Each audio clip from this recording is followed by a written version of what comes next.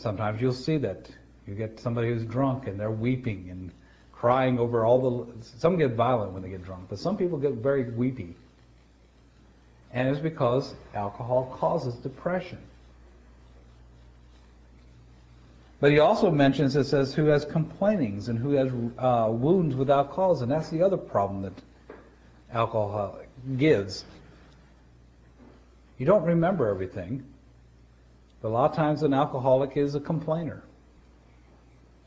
And a lot of times he comes up out of his stupor and he says, where did that happen? Gets cuts on himself or bruises, and he doesn't remember what happened the day before. So he warns, don't look at the wine when it's red, when it sparkles in a cup, when it goes down smoothly. Again, he's talking about the deceptiveness of the alcohol. He says, watch out. Don't long for it. Don't desire it. Be on guard. Don't look. When it starts looking attractive, you got dangers here. Because at last it bites like a serpent and stings like a viper. And there's a reason for that. We're going to talk about that in just a moment. But alcohol affects the body in two ways. It affects it like a rattlesnake bite. That's what he's talking about first off. Rattlesnake bites harm your body basically because it starts decaying the muscles. It hurts the muscles. And when a venom from a rattlesnake gets to your heart, it can stop the heart because it starts decaying the muscles. Alcohol works in that fashion. The second thing is stings like a viper. Viper sting, an adder sting, or depending on your translation, it affects the nervous system. The way it works is it starts shorting out your nerves. Short out the nerves that affect your heart, and you get a heart attack, and you die from that. Alcohol works in the same way. And then he goes on and says, your eyes will see strange things, your mind will utter perverse things. You lose control over your tongue. Have you ever seen a babbling drunk? That's what alcohol does. Because it lowers your inhibitions. And so it also keeps you from controlling how often you babble.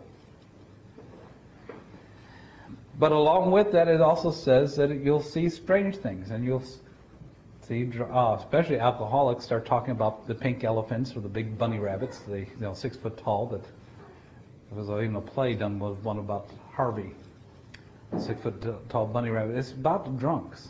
It's about alcohol and how it affects the mind. And he goes on to say, you will be one that lies down in the middle of the sea, one that lies down at the top of a mast. And a lot of people say, what is he talking about? Have you ever seen a sailboat on the sea when it's storm tossed? What part of the ship moves the most? You got this ship with a big tall mast and it starts swaying in the wind. You're up on the mast. You're getting the brunt of the sway. Have you ever seen a drunk walk down the street? He looks like he's on a boat that's swaying in the wind, though there's no boat there and there's no wind. But he walks like one. And that's what he's talking about. He says, they struck me and I did not become ill. They beat me and I did not know it. When shall I wake so I can seek another? There's again the idea that it affects the memory.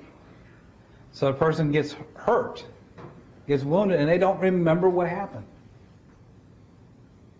And the saddest thing is when they come out of the stupor, all they're looking for is another drink. That's at the extreme case.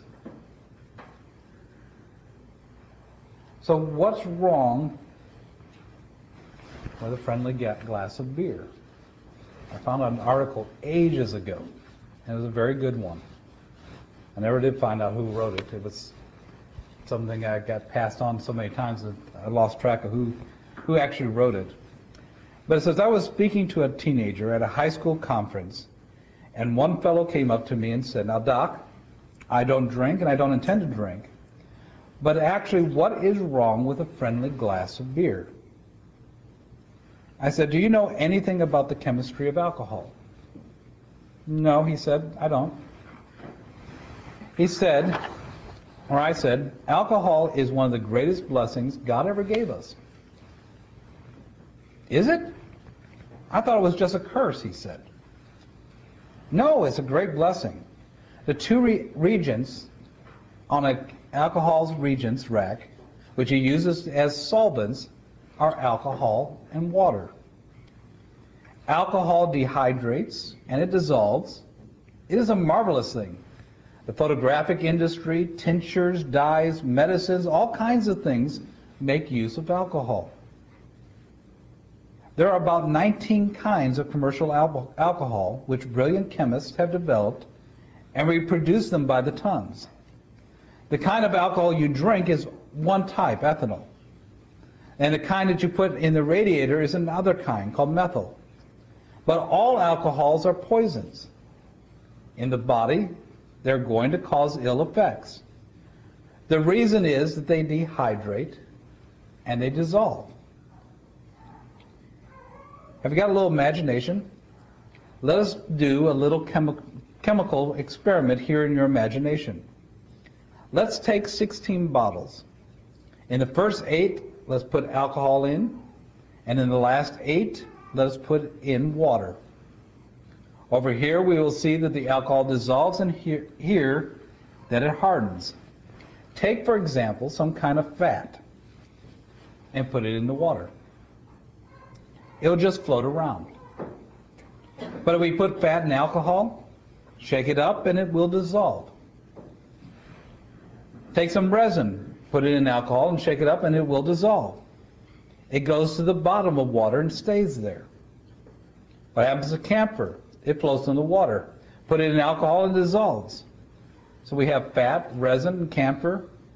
They dissolve in alcohol. Put a green leaf in alcohol, and it'll take the color out. I remember doing that in high school.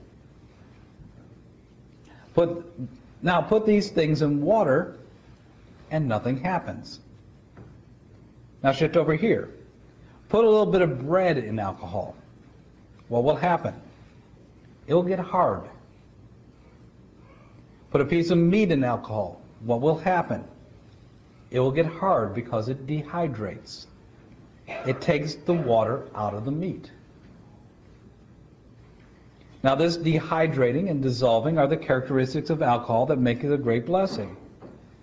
But friends, when it goes down your gullet, it does not know if it's inside or outside. As soon as it gets in there, it begins to work in the same way. It not only is not affected by gastric juices, it is absorbed through the walls of the stomach into the bloodstream, and all your nerves and your brain are bathed with it. Every nerve has fatty substances called lipids. And the moment alcohol touches, what happens? The alcohol dissolves it. When you dissolve the covering and insulation of the nerves, it's just like a telephone exchange with the insulation off. You do not get the message through to the proper sources. That is why men stagger. They call for their right leg to act, and the left leg gets the message. When alcohol goes into the heart of the nerves, what happens to be like the white of an egg? Alcohol cooks it. Alcohol is a great harm to the human body and mind because of these two properties of dissolving and dehydrating. Furthermore, alcohol is a narcotic, a deterrent to the normal body functions. It is poison that adversely affects our judgment and self-control. It is, we believe, a harm to our offspring because it poisons the life-giving cells. We talked for half an hour, and finally the teenager said, "Sir, that's the first time I've ever had an intelligent answer as to why I shouldn't drink beer."